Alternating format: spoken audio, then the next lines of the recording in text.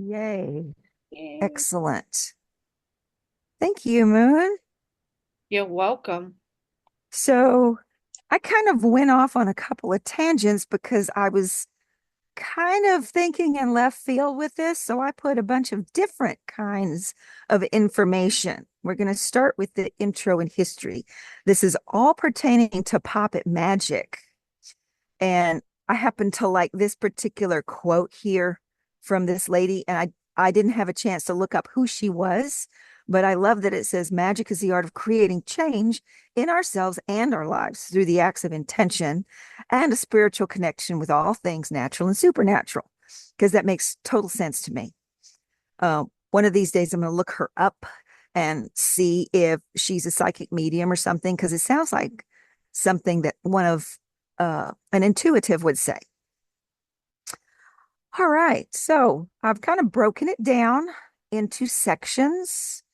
Hang on half a second. I'm going to move that around. I hope you all can't see that. I was moving my little screen there. So the whole presentation is going to be broken down into intro and history, types and uses of poppets, the DIY section, which had a lot of really interesting ideas and concepts and creations that people have done. I don't own any of these pictures, and so they're probably copyrighted by the owners. I'm just borrowing them, just saying.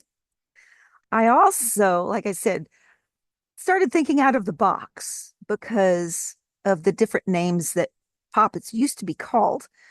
And I wrote up a section on toys for children and guardians, and also going a step further, protectors, and then benefits of magic and rituals. And I've got a bonus at the end. So, about the history and background, see if I can make that smaller right there. All right. Okay. So, magic poppets were also known as poppets or effigies. They have roots in ancient folk magic traditions dating back thousands of years. Origins can be traced to various cultures like Egypt and Greece and the British Isles, and in early European witchcraft, especially in the British folk traditions. Poppets were often made of cloth, wax, or wood, sometimes grass or clay, and they were crafted to represent specific people or persons. The word poppet itself comes from the Middle English called Poppet, Poppet. So it's very similar. That means a small child or doll. Now, these effigies, excuse me, were not inherently evil or malicious. They were just used for both healing and protective magic, as well as for cursing and binding or whatever the creator needed in their life. Throughout the history, poppets have always served as physical links for sympathetic magic. And as pagans and witches and druids and whatever else we have, everybody's familiar with how sympathetic magic works. The biggest illustration or example I can think of is the Yule log in the winter brought into the house and burned in the fireplace. And then right before it's completely turned to ash, they put the fire out to keep a small bit of that wood as a holdover for the next year so they could bring in all of the goodness and the blessings from the new year. And then they can add the next Yule log to that. Um, let's see. Practitioners would usually fill dolls with herbs, hair, and nails, which were also called personal effects, which is a very popular term in hoodoo, or other personal items to strengthen the connection to the intended target. A poppet could be used to help heal someone by placing healing herbs inside, performing rituals of wellness, or to bind a person's harmful actions by restricting the doll with a string or with pins, like sticking it with pins. And when I was looking that up and reading about this, it reminded me of a thief, or if somebody had been stolen from, they could make a poppet in the representation of that thief, take string and bind its arms and feet to it so the poppet would not physically be able to move as the representation of the person. Also, if somebody is maligning you or saying bad things, they could take that string or that rope, wrap it around the lower part of the face, and completely cover the mouth. Now, today they continue to be used in various magical traditions, including Wicca and Hoodoo, for a wide range of spiritual and energetic intentions. Now, there's different types and uses for poppets. I found these pictures and I thought they were just absolutely wonderful, especially the little key rings. And I have seen these in other places. I think there's a couple of sellers on Etsy that actually create them, but you can use it for scrying. You can use them with spells. You can use them for different manners of things. You can keep them. You can redress them. Some people don't put faces on them. And that was part of the history that I had read about because they did not want evil spirits to embody the poppet. That's an old superstition. They were connected to various traditions, particularly those rooted in folk magic, paganism, and certain branches of African diasporic religions. In European folk magic and modern pagan pasts like Wicca, poppets are often used as tools for sympathetic magic to direct the energy toward a specific person or outcome. And we still mostly do the outcomes today when we do them. A really good example is Hoodoo, which is the African spiritual tradition, and it has Native American and European influences. Now, poppets are sometimes called doll babies, and these were used for a wide range of purposes. They can draw luck or love, protection, have justice if something has happened, and they often are working alongside prayers, the Psalms from the Bible, ancestral spirits. You can put them on your altar as guardians or work with your guides with them, like as a connection, or you can put it on an ancestor altar as a representation of an ancestor that is near you as a guardian. Spiritually, poppets can serve as vessels for different types of intentions besides being connected to other people. And an example of this is creating a poppet to represent a loved one, then fill it with special herbs, oils, and crystals and or gemstones to aid in that love or a friendship or spiritual growth.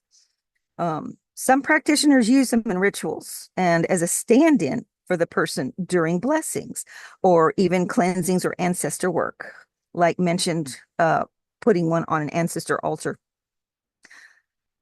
You consecrate it and then treat it with respect, and then poppets can become deeply personal spiritual tools. They help to focus prayer, meditation. They manifest goals or honor the divine or ancestral energy in physical form. Their use is guided in the beliefs and ethics of the practitioner, making them as sacred or as secular as one chooses. Okay, the different spiritualities are interesting. I was reading about the different practices around the world and how they use sympathetic magic and how they created the poppets and what they put inside them.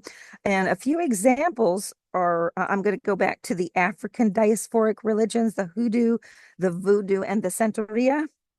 And in the African traditions, dolls often were referred to as doll babies or voodoo dolls, and they were very powerful tools of purpose and connection.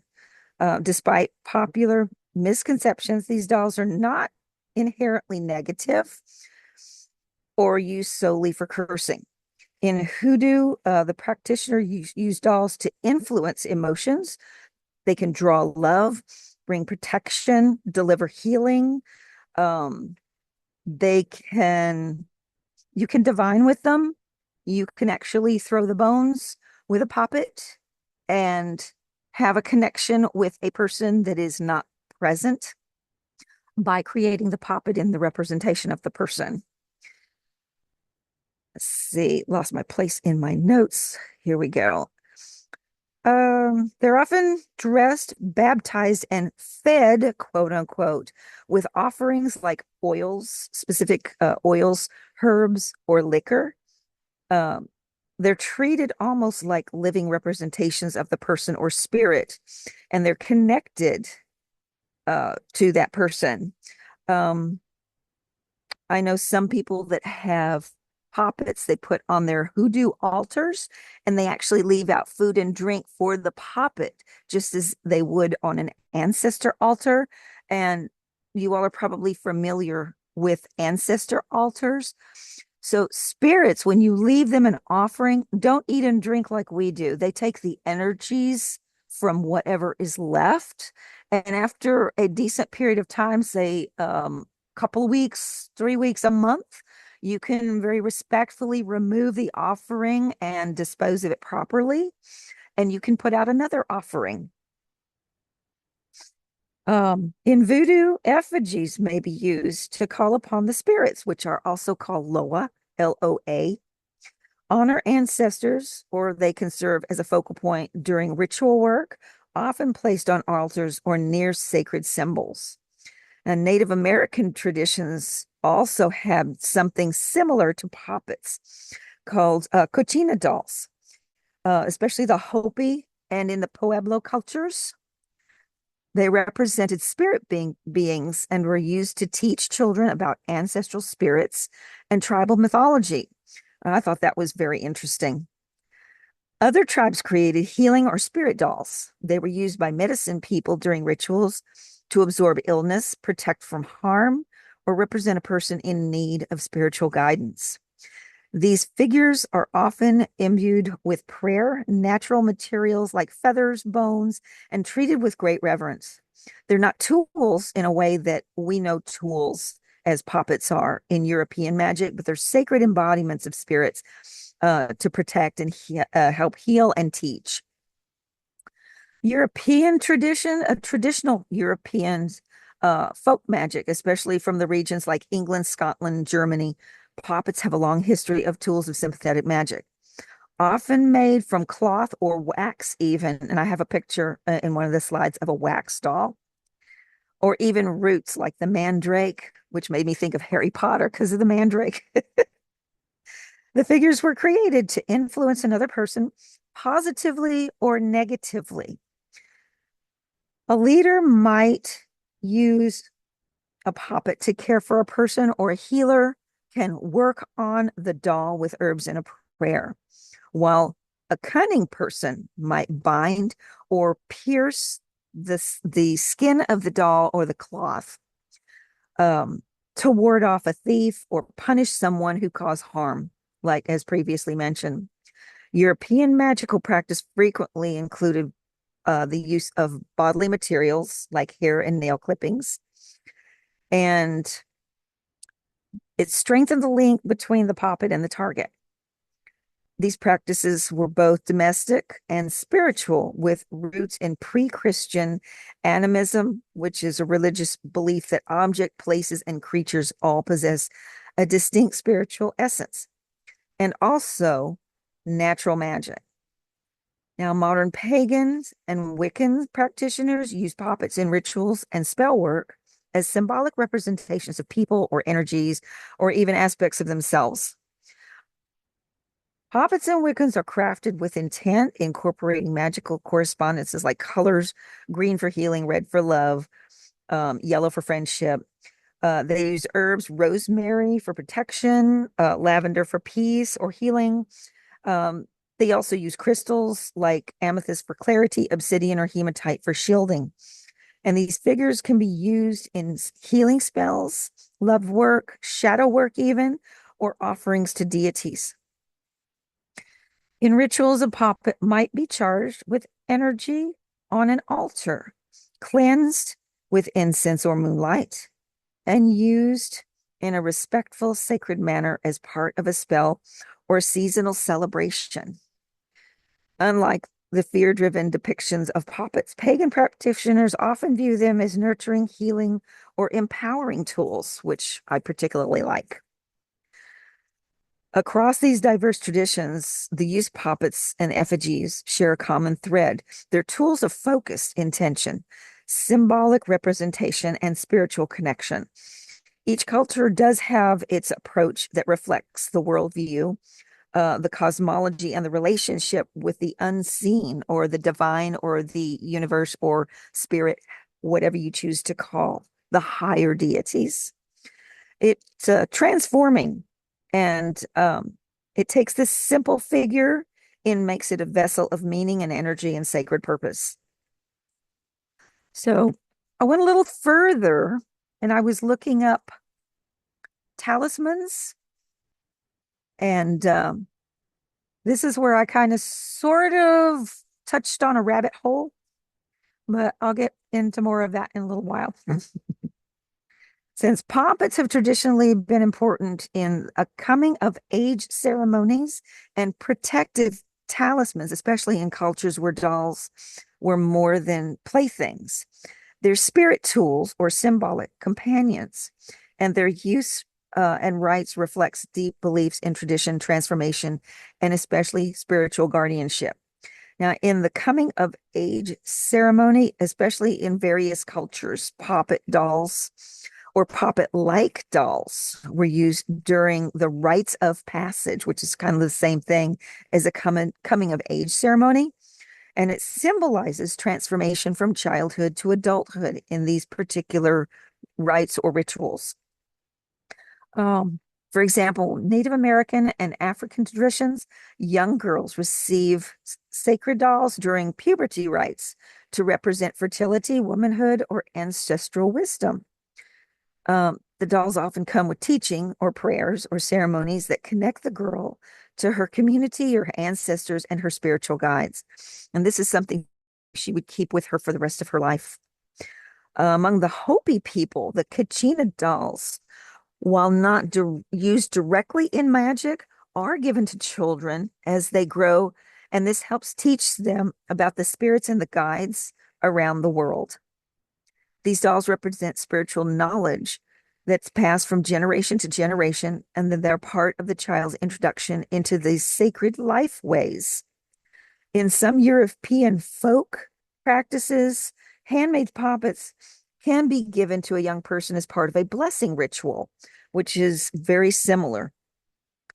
These dolls are filled with herbs and symbols of strength. They could have little metal charms in them.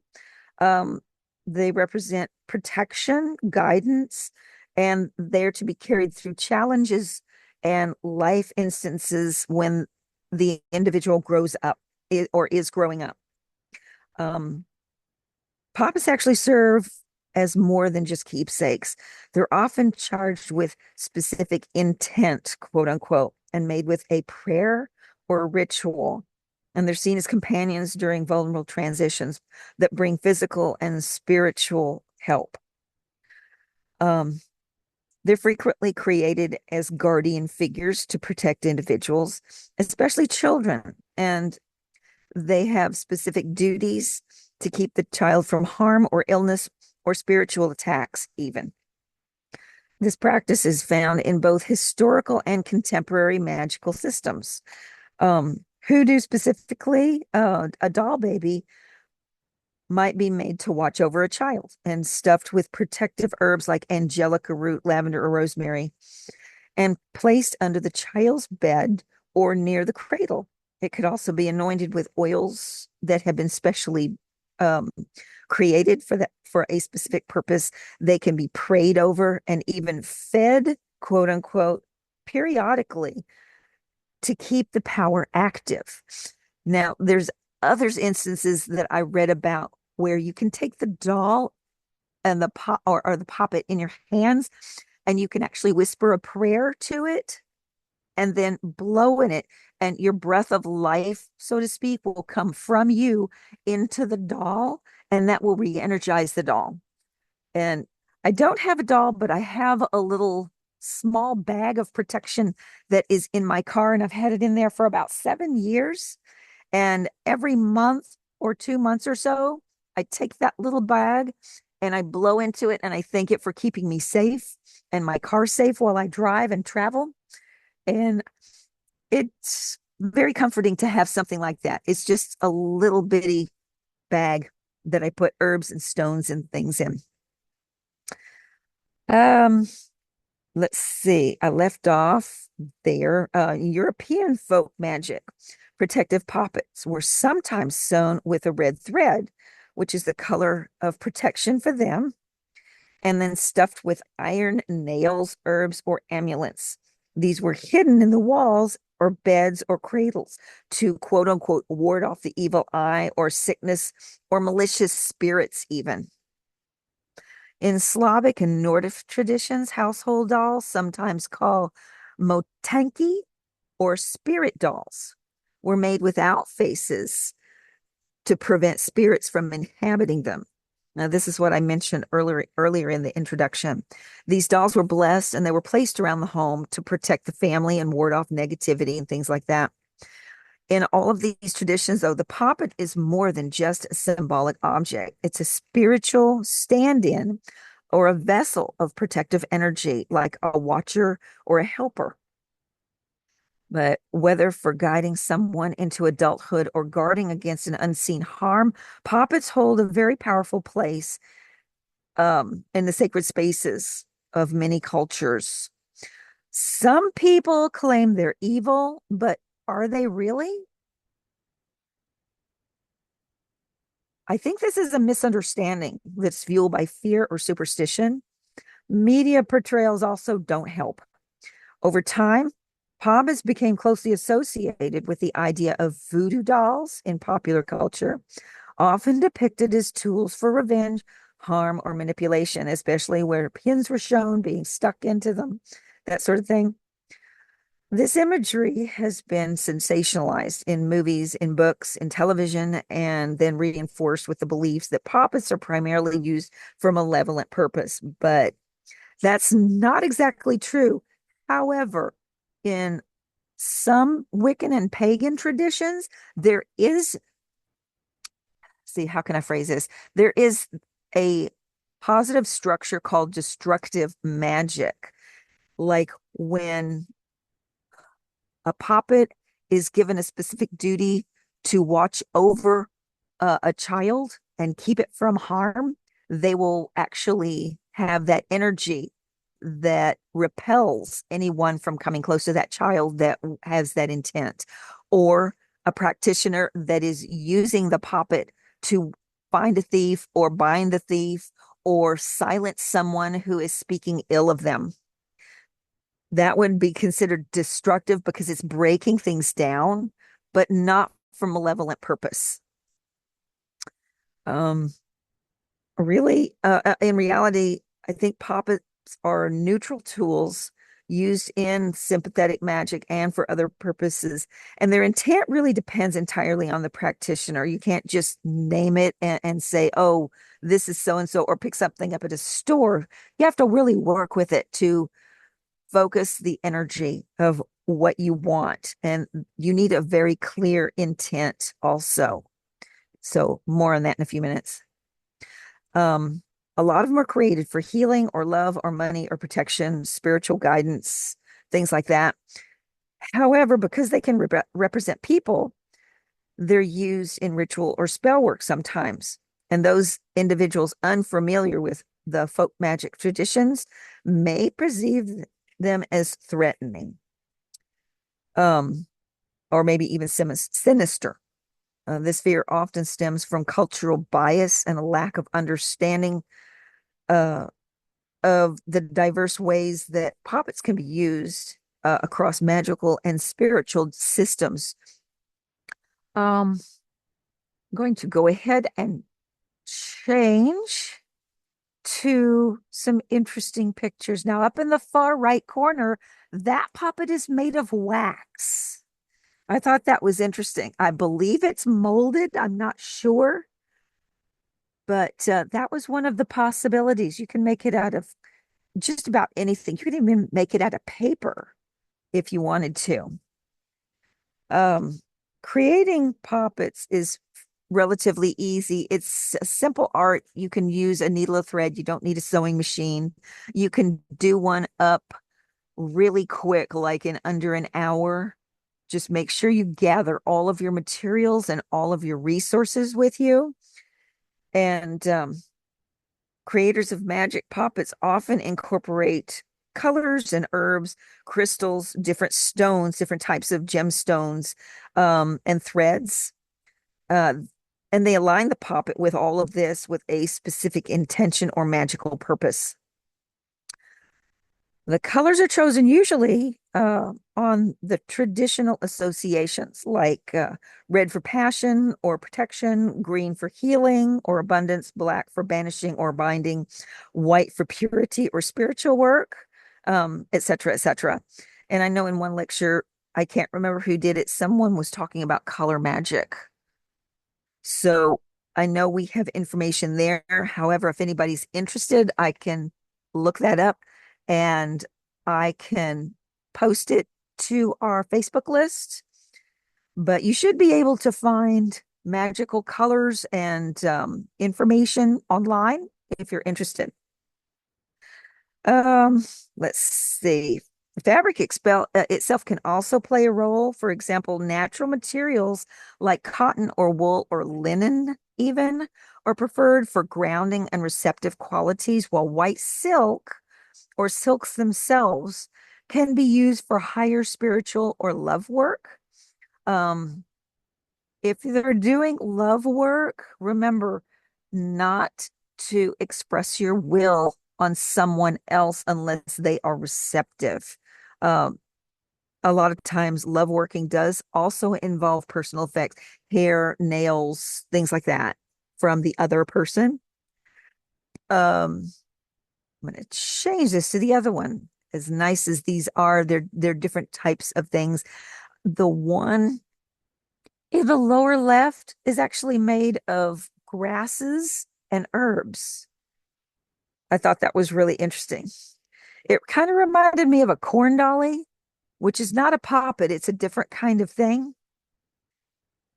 but you can do that. Now, you can also get kits and you can also buy shadow pages to put in your grimoire.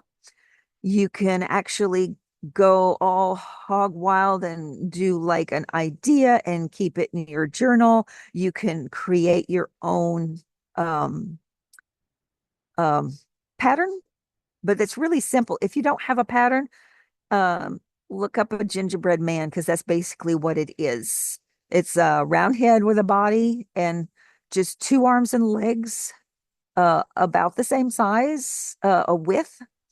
And I will show you one in a few minutes. It's kind of similar to the one in the middle of the picture here with the two wedding rings. And this one has a heart, a red heart. And my guess is this one is for love and connection and romance. So that's why the two rings are involved. Plus, it's white and it looks like it's made of linen. So that's a nice natural fabric. Let's see. Herbs and crystals are very selected, and they're placed inside the pop to amplify the energy.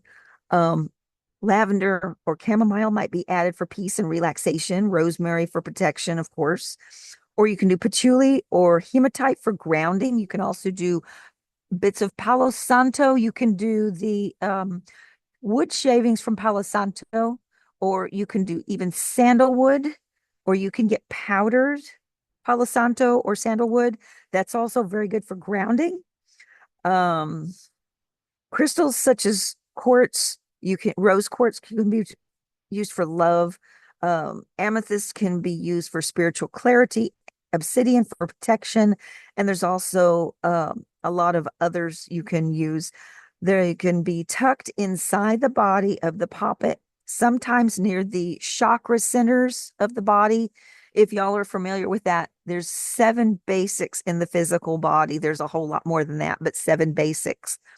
And healers might even use these because what you can do is take the herbs, you can take the stones, you can take whatever representation you have, even in the form of a small charm, you can put it where that chakra is in the poppet. When I do mine, I've actually made poppets for a long time. and I make mine out of wool, and I make them in colors. Um, I have a heart, a big heart that I actually sew on the outside, but on the inside is where I put all of my intentional items. I put them in a little cotton ball or some kind of stuffing. And what I do is I take a bit of, actually, it's muslin. So that's 100% cotton. And I tie it up in like a little sack, and I put that sack inside right underneath the heart, which is in the chest. And the heart that I do is a little bit bigger than the one on this doll here. Um, I write my intention and I write my wish, I guess you would say, on a small piece of paper, and I fold it up as per hoodoo recommendations and directions. And I place it inside the little heart on top of the doll after I'm finished sewing it up. And then I put it on my altar. So that's just one way you can do it. There's other ways, of course. Some people actually take the intention paper and they put it inside the doll. Um, let's see. Some of the materials are chosen for their symbolic value and also their energetic resonance because they bring certain intention when you combine them with like other stones and other items to make that intent stronger, to make that energetic uh, aura around the poppet a lot stronger. Each poppet becomes a personalized tool. This is rich in intent and then layered with all the magical correspondences, making it a deeply intuitive and powerful piece of folk magic. And poppets are in as individual as people. You can do it any way you want. I would actually venture to say, after you read and know the basics of how to do a poppet, you could do it any way you wanted, but do be careful not to put out what you don't want to get back. Um, okay, here's my rabbit hole. I actually was thinking maybe poppets were toys. Not sure. Then I found these pictures. I thought it was so cute that this one doll was put by the old book classics for children. And that's such a pretty little doll. Someone took so much time to create this with the little dress and the pouch that she's carrying and the hair, the little wreath and the heart on the apron. That's just adorable. I have no clue where this is or who did it, but apparently it looks like it's been placed very specifically as an item that they can look at every day. The other one is very nice also. And there again, as some traditions, this one does not have a face, but it's very specifically female because of the dress and the apron and the little hair wrap. I thought that was really cute. So the term doll babies comes primarily from African American folk magic traditions, particularly hoodoo,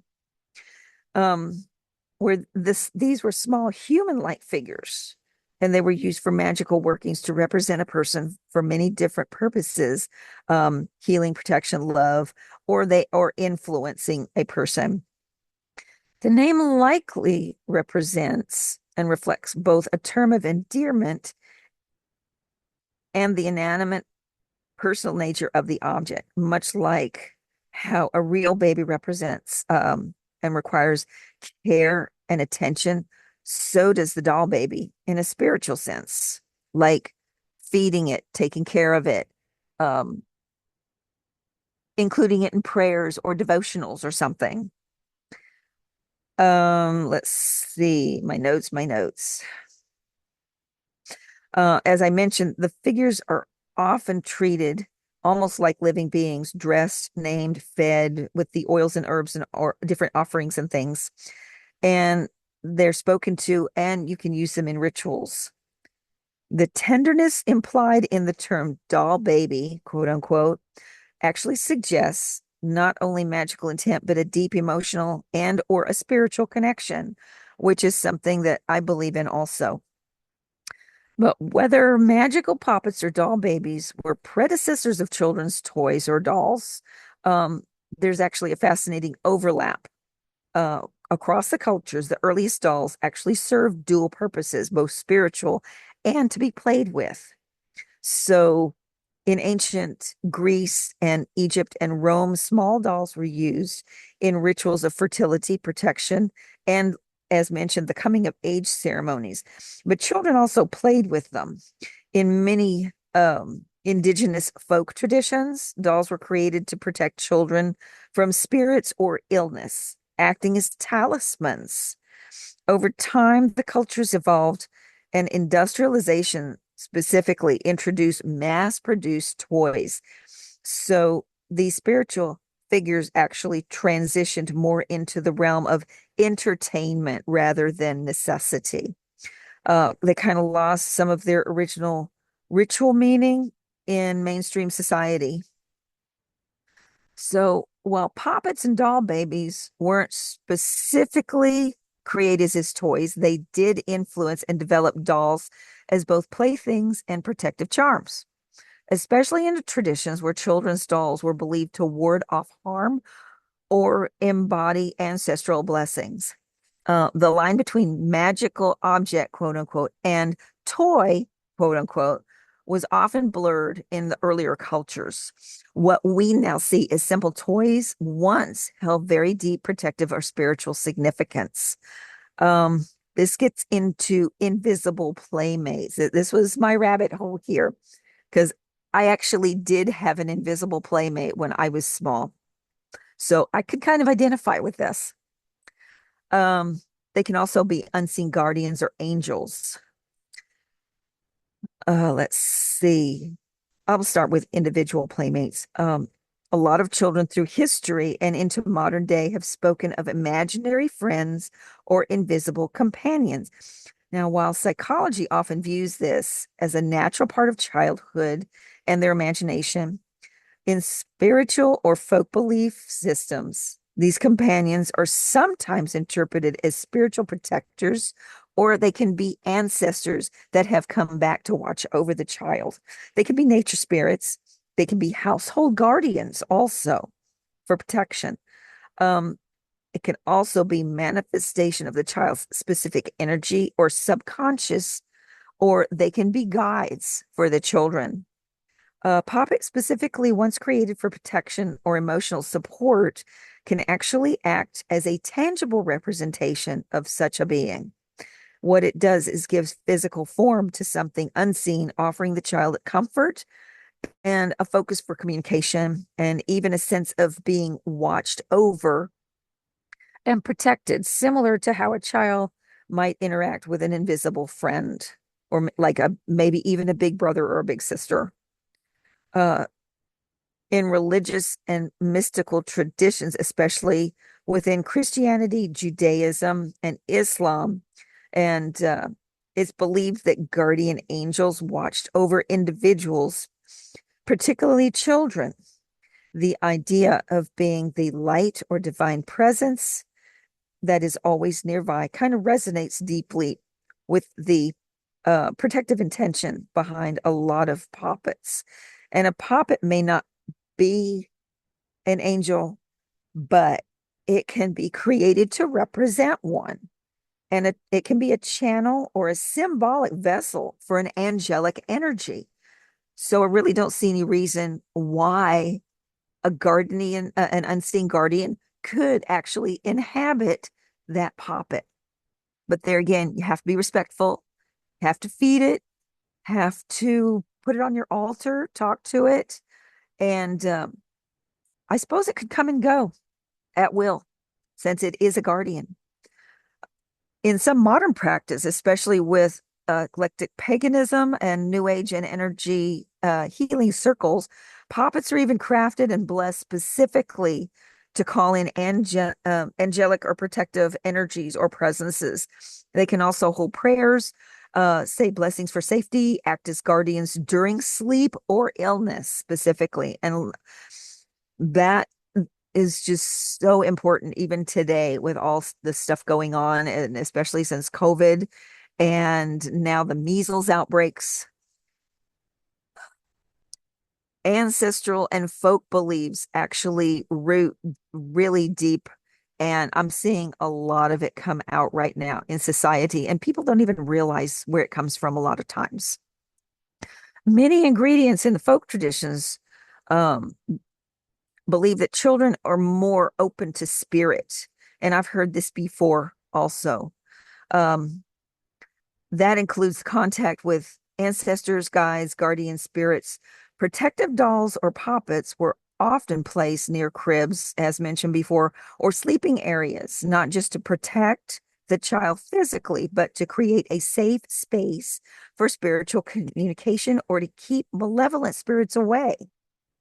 So, one of the things I thought was interesting here was that I've heard many times before, and I've read different instances of very young children remembering past lives as if it had happened now.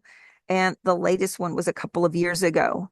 I was reading a blog article about spirits or ancestors or karma or something. And the writer was mentioning that someone had a small boy who had mentioned that he had lived in a certain era. And the mother apparently asked him, well, how do you know that? How do you know this? And apparently the little boy got very incensed and put his hands on his hips and looked up at the mother and said, because I was your older sister. And he actually told that to her. But several years later, when the mother asked about that, the child could remember saying it. So as we grow, especially Western society and culture, they kind of shut the door on the past for us. Children that have just come in, especially young children, they remember a lot more of past lives than adults do. But with a lot of people awakening up to spiritual beliefs and questioning things nowadays, I think more and more people are going to start remembering because they're open to the possibilities of different things. Um, so while poppets are actually traditionally used as magical tools, we're going to get back on this here. They can easily be seen as bridges between the physical and the unseen. Just like the imaginary friends or the spiritual guardians, their presence can help children feel less alone or more empowered or spiritually comforted. They can echo a very old and enduring human need to feel that we are protected by something greater than ourselves, whether seen or unseen. Um, it is possible that the unseen poppet protectors do stay with children into adulthood and continue to speak with them and evolve as that individual grows. They can be protectors for life also. Within the realms of spiritual belief, personal experiences, and mystical traditions, it is entirely possible that the unseen protectors, symbolized by the poppets, remain with this person and evolve with them.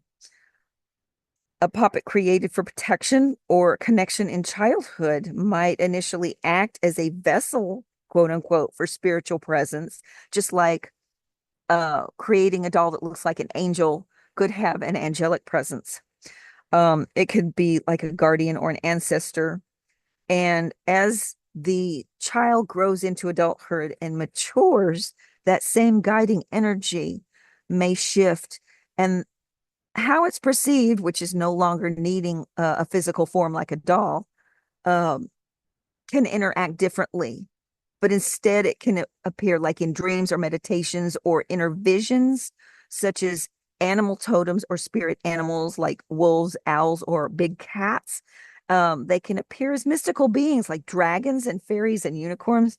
And I myself have seen stuff like this. The imaginary friends now serve more as guides or inner advisors because the individuals who had those invisible friends actually are a little bit more open as the guide grows with them and they hear the voice in their head and they know who it is, And it's not a malevolence. It's something that they're familiar with and something that they listen to. They can have conversations with it. And I actually experienced that about a month ago at work. I'm not the only one that apparently talks to themselves. Of course, I may make sure I'm alone when I talk to myself. I tend to think out loud a lot, and that's my excuse when somebody hears me.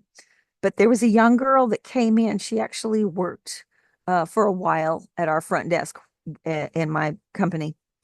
And she was speaking out loud to herself. And I had my earphones on, but I wasn't playing my video very loud. I was just in a training session.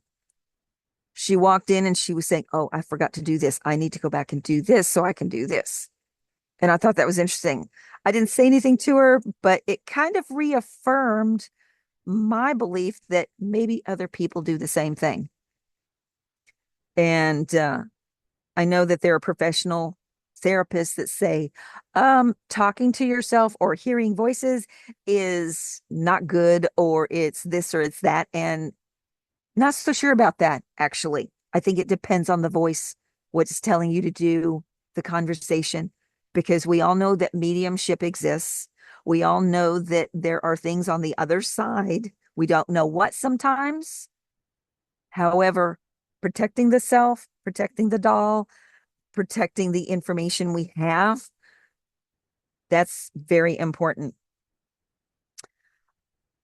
Okay. Anyway, so imaginary friends can serve now as guides or inner advisors to those individuals. This transformation is very natural within many spiritual worldviews. In shamanic traditions, for example, spirit animals often serve as lifelong guides who evolve in the form and function in one's life path as it unfolds. The psychic or mystical experiences that they have, the subconscious or the higher self may take on the form of the mystical creature to communicate in ways that resonate deeply and symbolically with that individual. Um, People throughout history have actually reported hearing and seeing animals that talk, such as dragons, unicorns, fairies, even, especially during states of altered consciousness or meditation, dreams, or spiritual crisis, even. These individuals and beings often serve as messengers from the spirit worlds to bring much needed information. They can embody um, higher wisdom. They can be symbols of transformation or personal growth, even. So, from a mystical or a magical perspective, sorry, these beings may very well be the evolved forms of childhood protectors, spiritually maturing alongside that person, taking on the forms that match the imagination, the belief system, or the individual's current needs. Um, Now, this was interesting. Psychological and metaphysical harmony is interesting. I put a title on a couple of subsections here. From a psychological lens, this evolution might be seen as the inner child maintaining a voice in the adult psyche, giving a wisdom through archetypical or mystical imagery. From a metaphysical perspective, it might be that the spirit beings choose to appear in the most meaningful form, excuse me, to the individual, like shifting from the poppet to a dragon or a pink glowing unicorn or something like that. Something the child is not going to be afraid of, or the adult is not going to be afraid of. This is the way of maintaining a soul level connection, apparently. So, yes, it is possible. And I think it's very beautifully symbolic that a poppet protector from childhood could remain in someone's life as a spiritual presence, eventually transforming into a powerful mythical being or spirit animal.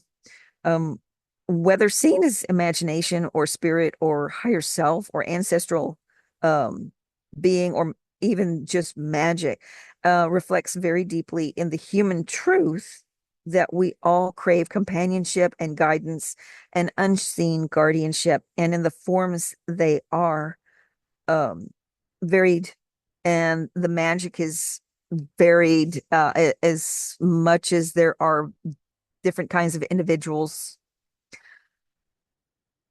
So,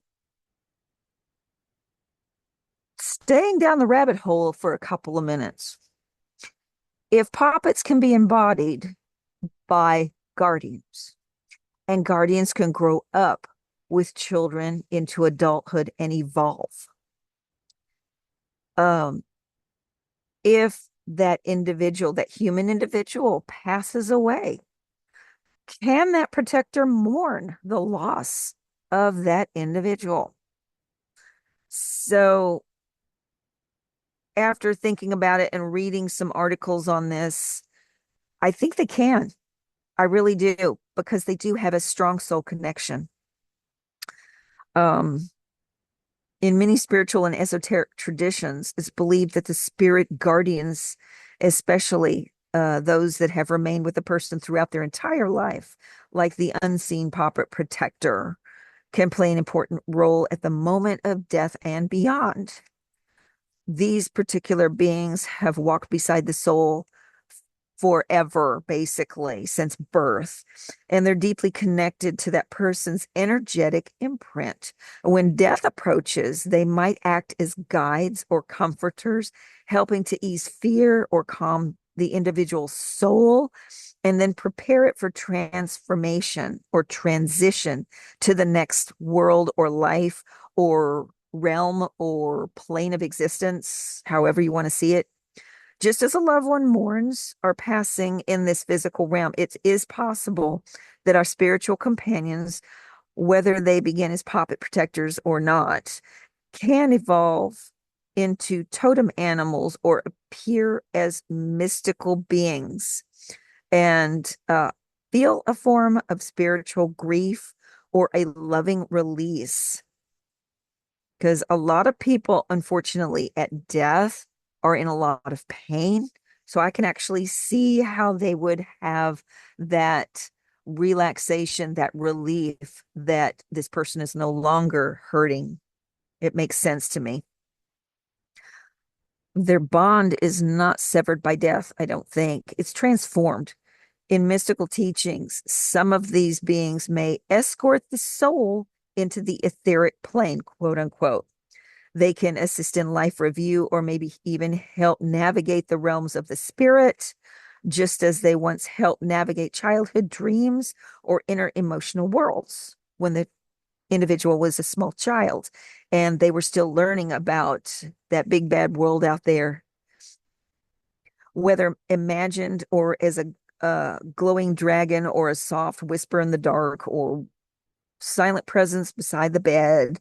The guardian served as a soul companion, and witnessing the full arc of a life and a loving guidance of the individual spirit into the next stage in itself is just an incredible journey. Um, Now there are benefits. Let's see if I can change that. I forgot to change that slide. I forgot to mark it.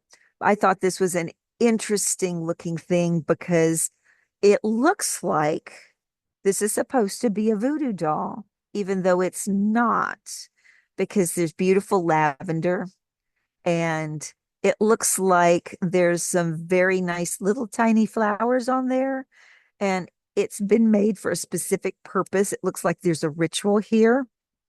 And in the lower left of the picture, there's also a couple of other little poppets, and it looks like they're made out of string or some kind of thick yarn or something.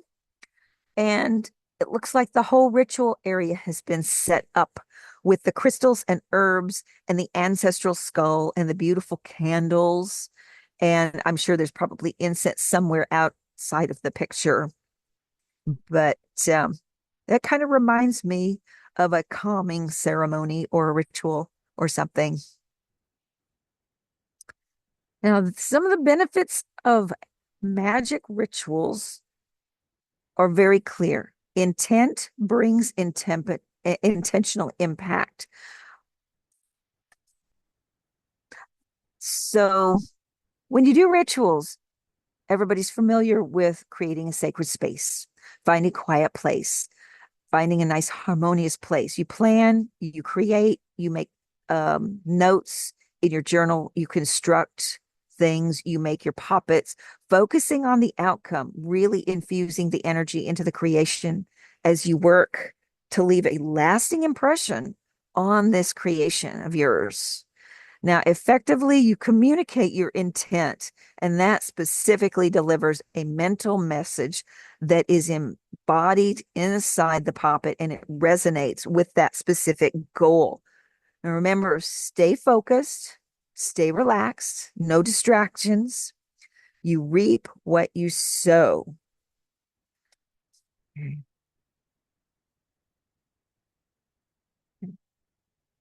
So, there's a couple of meaningful benefits of Poppet magic or Poppet rituals.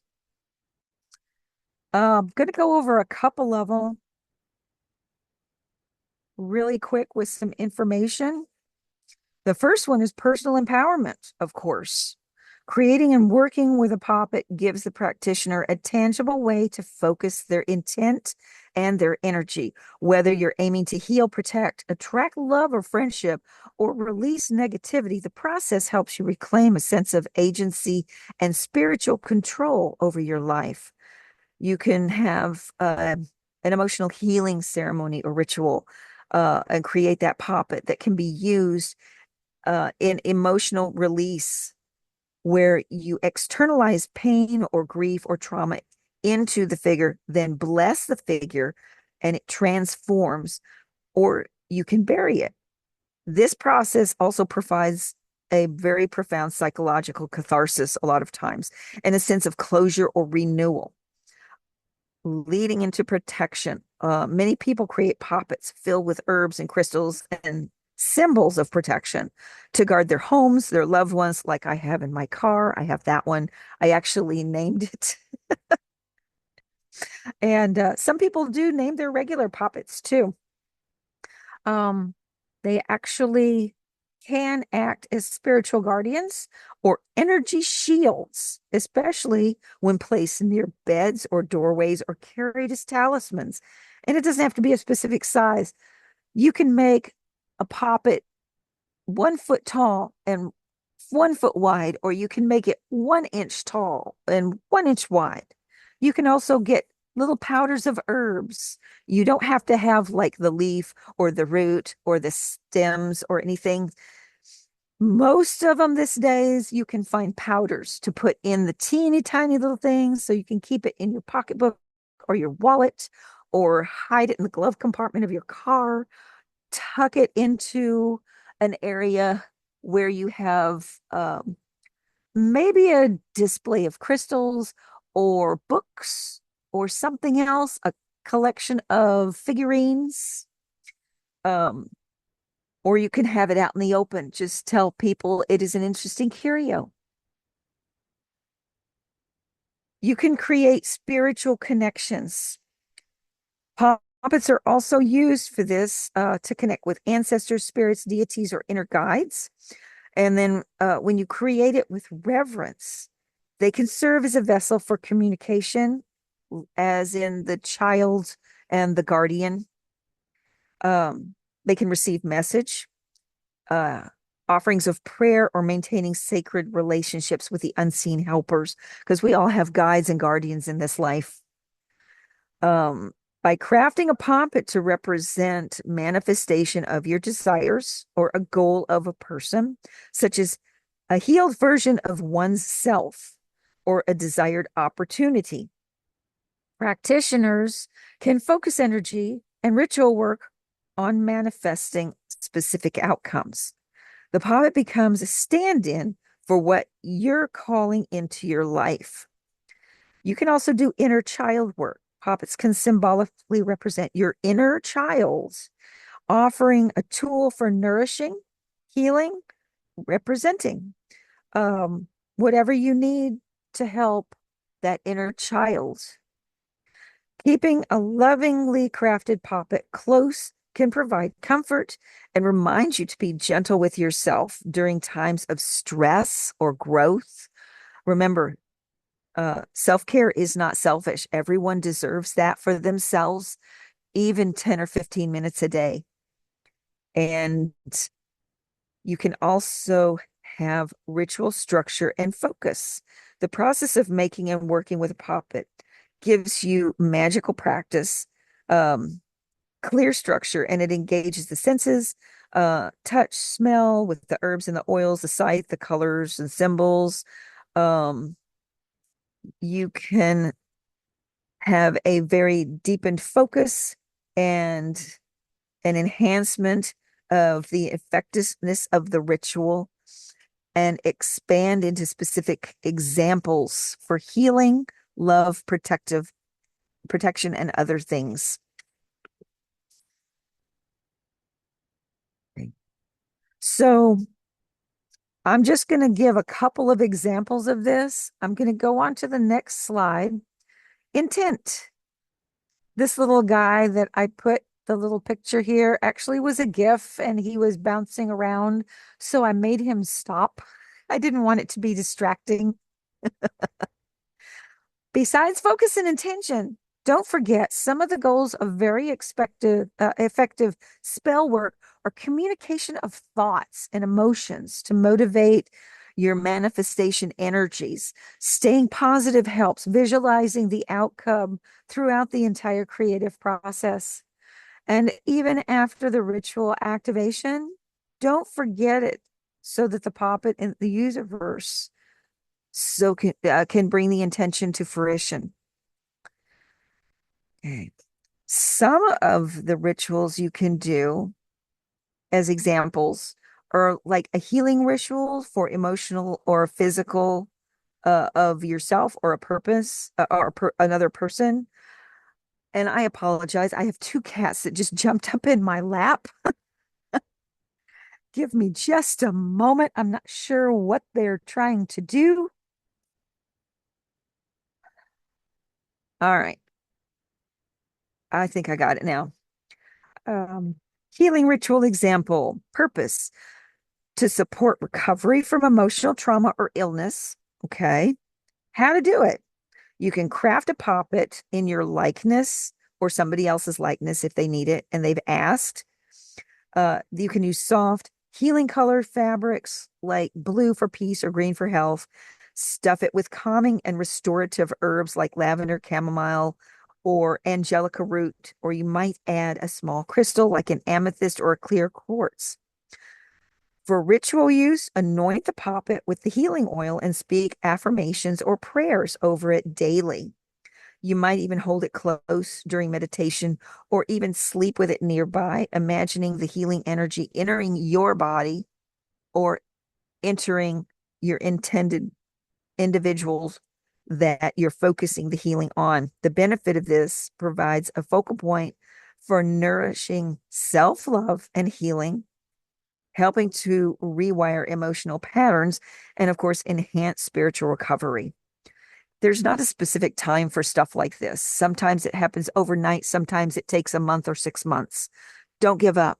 If you've got something working, you will get some kind of indication that it is working, no matter how small.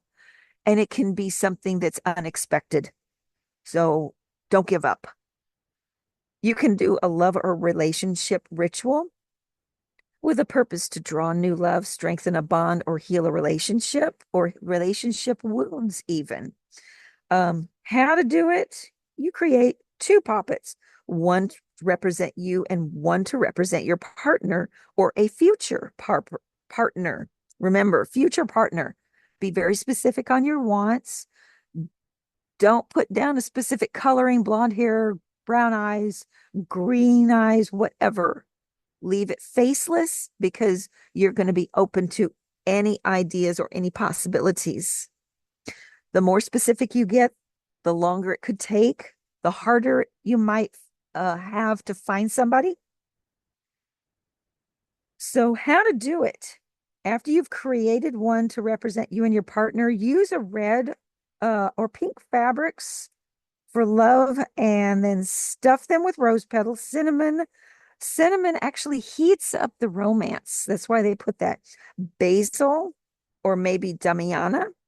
You can also use symbolic charms like tiny hearts or copper wire for Venus energy.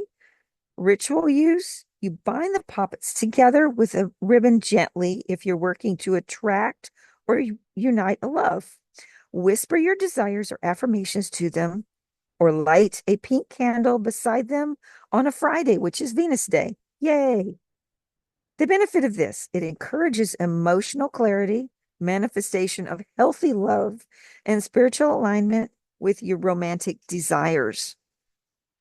You can also do a protection ritual to shield yourself, your home, or a loved one from harm or negative energy by sewing a black, red, or a white poppet, depending on your protective tradition. You can fill it with powerful herbs like mugwort, rue, sage, bay leaf, black salt, even, and include iron filings, obsidian, turmeric for stronger energy. And for ritual use, you can keep that poppet by your front door, under your pillow, or even on your altar, saying protective prayers or charging it with intent during a waxing or full moon. The benefit of this one is it acts like a spiritual guardian, deflecting unwanted influences and reinforcing energetic boundaries. Now, if you want to go a little further, you can do banishing or releasing ritual to let go of harmful habits or relationships or lingering negativity. You can make that poppet to represent the situation or the energy you want to release by using dark colored cloth like dark green, dark blue. Not sure about black. I think I would use dark gray, like a charcoal gray, but something dark. And then herbs like wormwood, lemon peel, nettle, or garlic. Write the situation on a paper. That's your intention paper. Place it inside the poppet.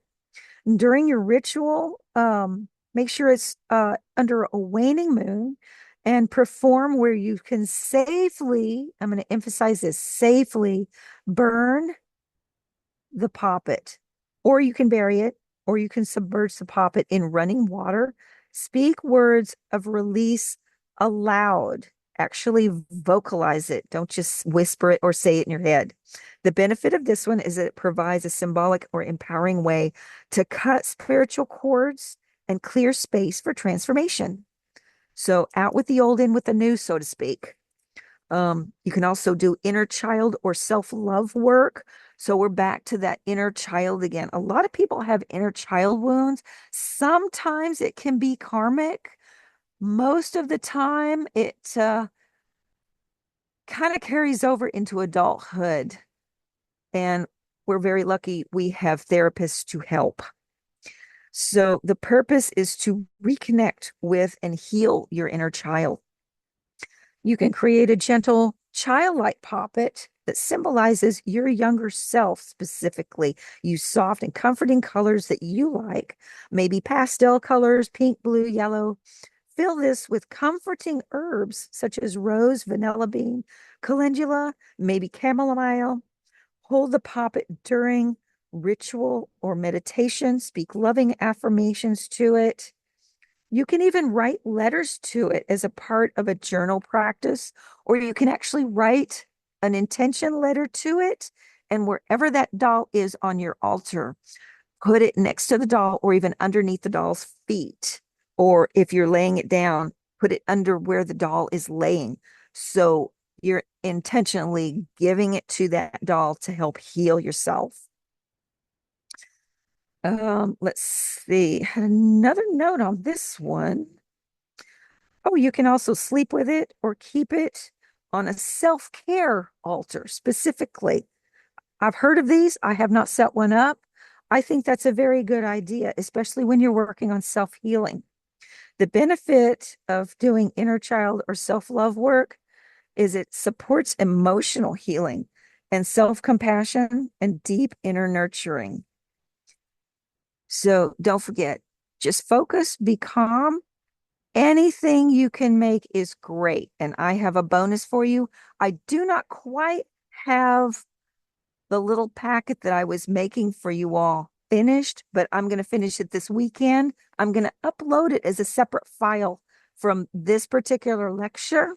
It's going to include this particular pattern for the doll. So you would cut two, one for the front, one for the back, as it says, and you can fill this with stuffing. I tend to use 100% cotton balls for mine because I like that. You can use anything you want, though. Some people stuff it with herbs. Some people stuff it with other fabrics. You can use anything you want, make it any color you want. You can make the doll one color and the stitching around the edge another color. I would leave actually a little bit more opening than what it says. I would go almost all the way up to where the arm meets the body of the doll and maybe slightly lower on the leg, and then very carefully stitch it up once you have it stuffed. Doesn't have to be super full, doesn't have to be like fat stuffed. You can do it however you want. It's really nice with poppet work because you can totally make it your own.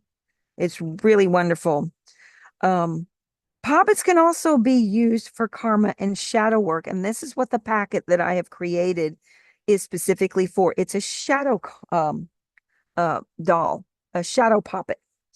This is for helping to understand and move past whatever karma you have. So when you create the poppet, I'm actually going to just go over this really quick, and I will include it in the packet as a download so you can print it out and have it with you. You can put it in your book of shadows. Please don't sell it. Please don't give it away. I'm actually including this in a book I'm writing. So creating the shadow poppet, the purpose is to represent the parts of yourself you reject or suppress or fear. And that could bring up a whole lot of emotional feelings. And that's fine. That's exactly what you would need to do so you can work with it and get through everything to release that karma and to be better. You make it using a dark or a neutral colored fabric, black, gray, deep indigo, earth tones are nice. You might intentionally make it imperfect, asymmetrical on purpose, or with facial expression that represents pain, rage, sadness, jealousy, guilt, whatever it is you're working with. Stuffing materials, like I said, can be herbs. They can represent whatever you're feeling that supports the introspection and protection, such as mugwort, myrrh, wormwood, juniper, valerian root. You can also add small symbolic items like a tiny mirror, which symbolizes reflection.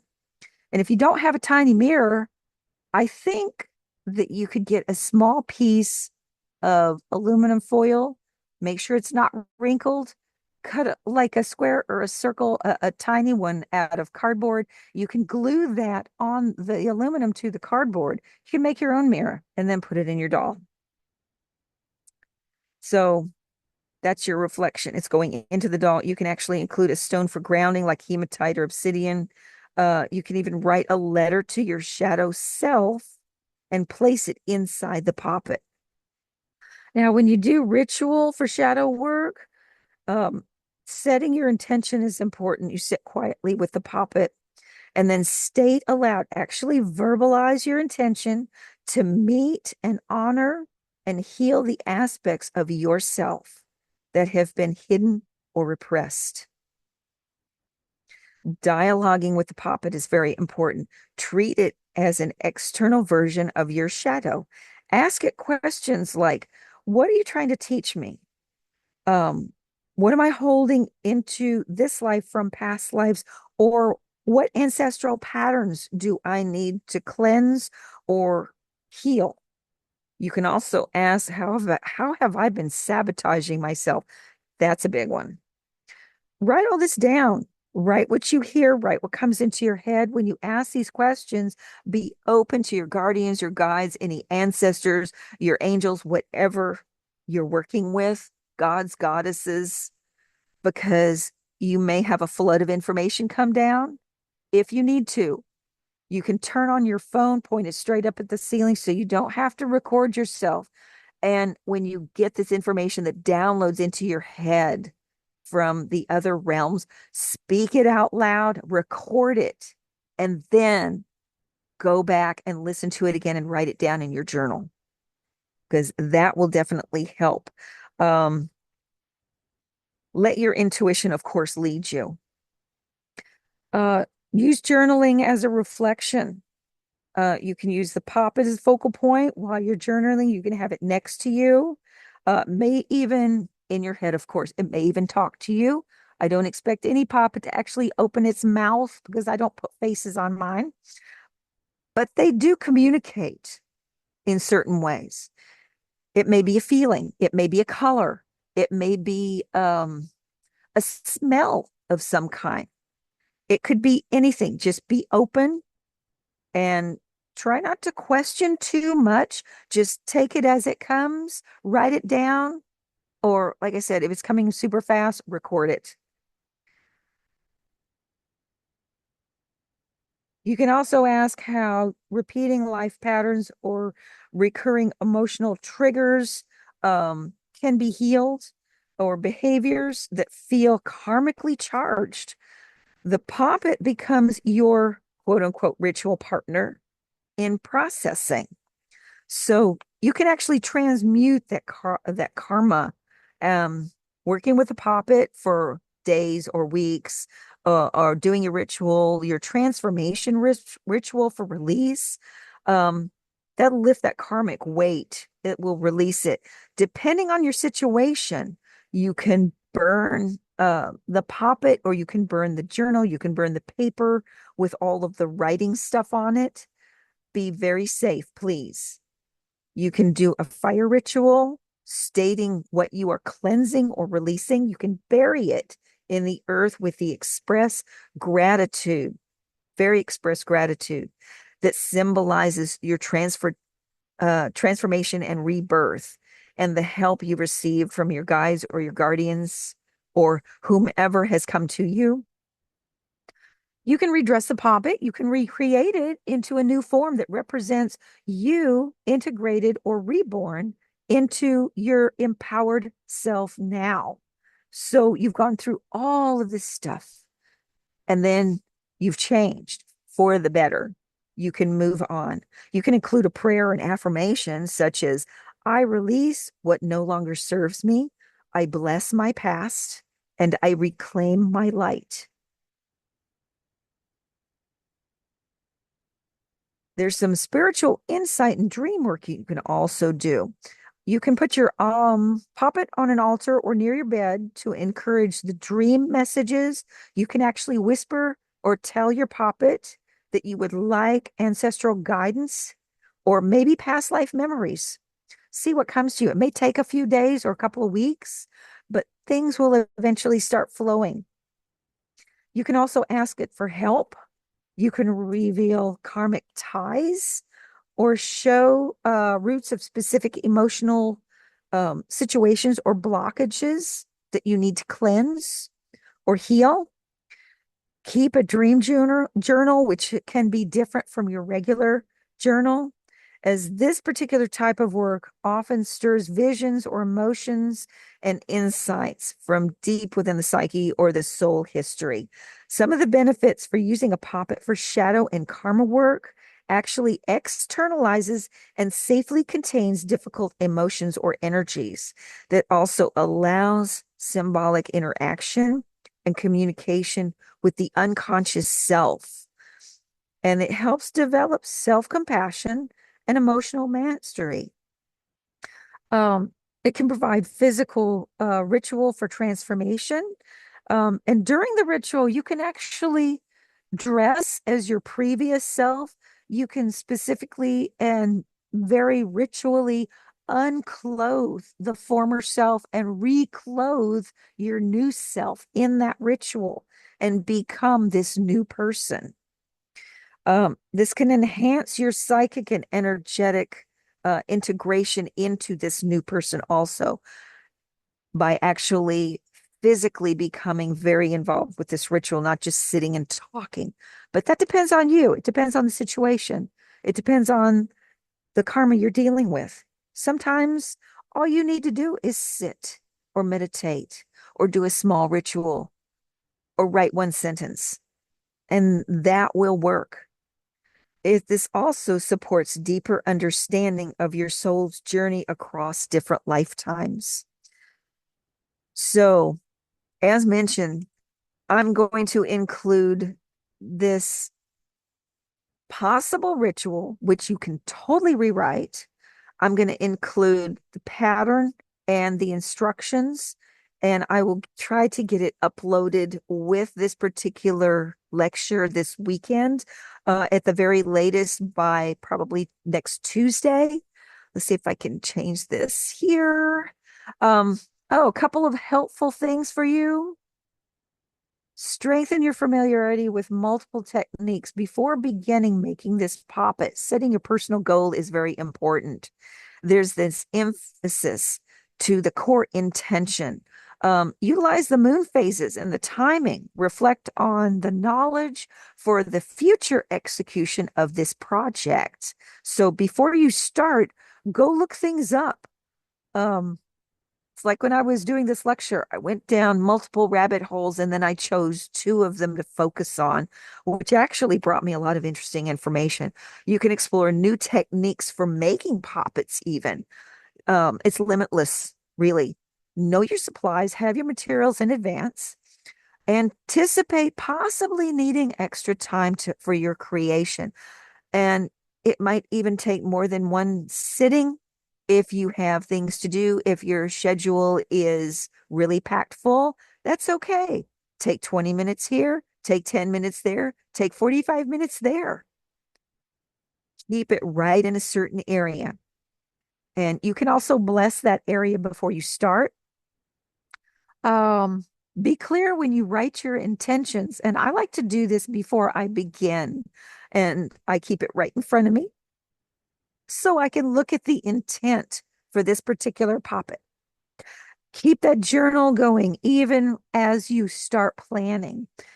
Everything, no matter how trivial, put it down, write it in. Reflect on the progress you've made and the outcome, no matter how long it takes. You can determine specific intervals that you're going to write in this journal, such as I'm going to write every day for 10 minutes, or I'm going to write twice a week for a half hour. Whatever it is, that's fine. And if you miss it, don't worry about it. Don't beat yourself up on it. Just keep going. Do it as soon as you can. Sorry about that. So that is basically what I have found out that I wanted to pass on. Anybody have questions or comments? You can unmute yourself. That was a wonderful presentation that you did. Thank you. Oh, absolutely. I saved this one for That the was last. amazing. I love this little